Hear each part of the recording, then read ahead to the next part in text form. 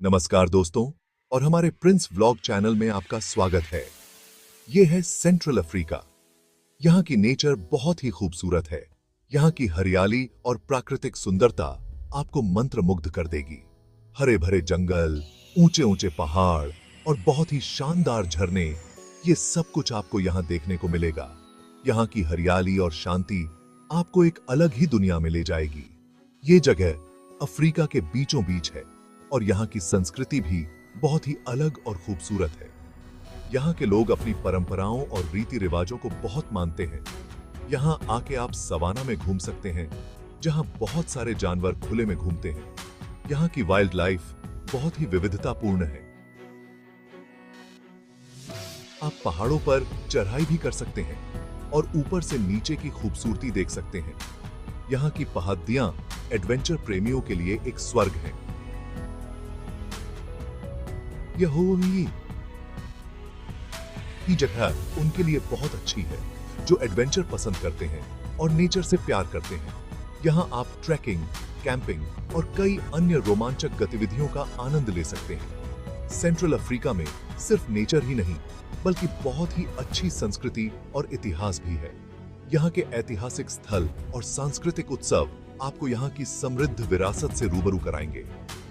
यहाँ के लोग बहुत ही प्यारे हैं और वो आपको अपनी परंपराओं के बारे में भी बताएंगे। यहाँ की पारंपरिक नृत्य और संगीत आपको यहाँ की संस्कृति के करीब लाएंगे। तो चलिए हमारे साथ सेंट्रल अफ्रीका के इस सफर पर और यहाँ के बारे में और भी बहुत कुछ जानते हैं। यहाँ की हरियाली, संस्कृति और रोमांचक गतिविधियां आपको एक अद्भुत अनुभव देंगी। जाम्बिया और जिम्बाब्वे के बीच में है विक्टोरिया फॉल्स। यह झरना जाम्बेजी नदी पर स्थित है और इसे दुनिया के 7 प्राकृतिक अजूबों में से एक माना जाता है। यह दुनिया के सबसे शानदार झरनों में से एक है। इसकी चौड़ाई लगभग 107 किलोमीटर है और ऊंचाई 108 मीटर तक पहुंचती है। यहाँ इसे मोसी ओवा तुनिया भी कहते हैं, जिसका मतलब होता है गरजता हुआ धुआं। ये नाम स्थानीय टोनगा भाषा से लिया गया है और ये नाम बिल्कुल सही है। जब आप इसे देखेंगे तो आपको लगेगा कि पानी और धुएं का एक विशाल पर्दा आपके सामने है। जब पानी इतनी ऊंचाई से गिरता है तो बहुत तेज आवाज होती है और पानी के बूंदे धुएं की तरह ऊपर उठते हैं। यह दृश्य पिसा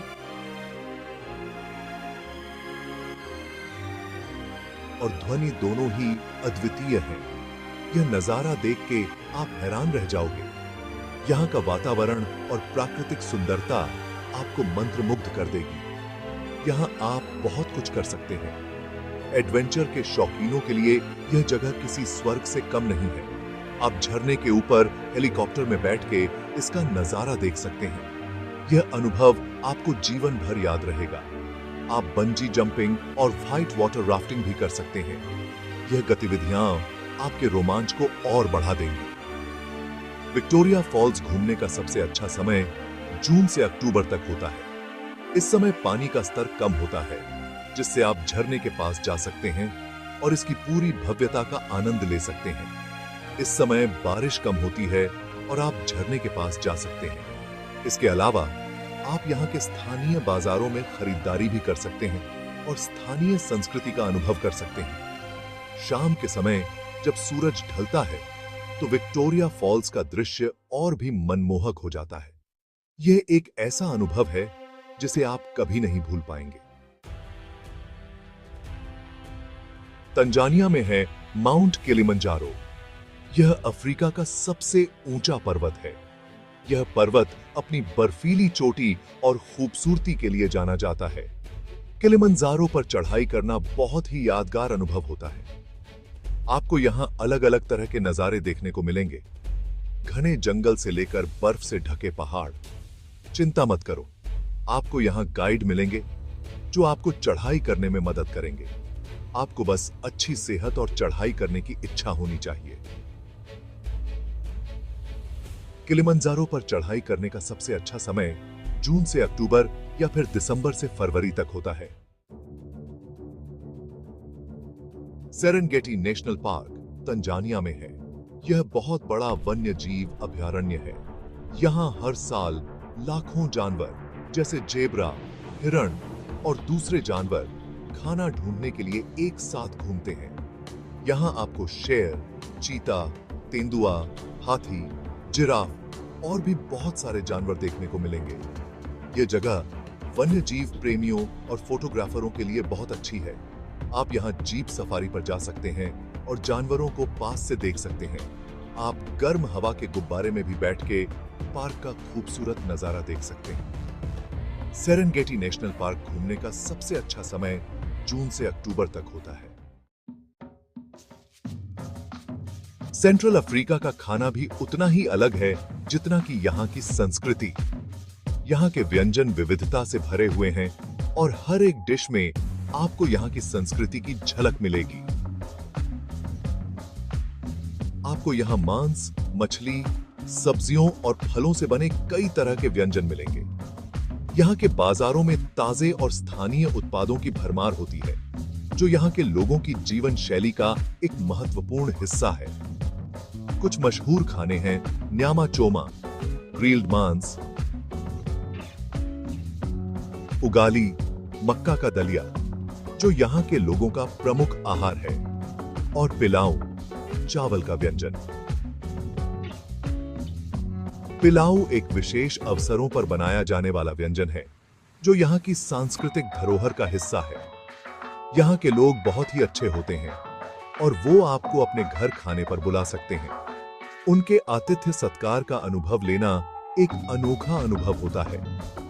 यहाँ की संस्कृति के बारे में जानने के लिए आप यहाँ के बाजारों और गांवों में जा सकते हैं। यहाँ के बाजारों में घूमते हुए आप स्थानीय जीवन शैली और संस्कृति को करीब से देख सकते हैं। आप यहाँ के पारंपरिक नृत्य और संगीत का भी आनंद ले सकते हैं। यहाँ के नृत्य और संगीत में यहाँ की संस्कृति और परंपराओं की झलक मिलती है।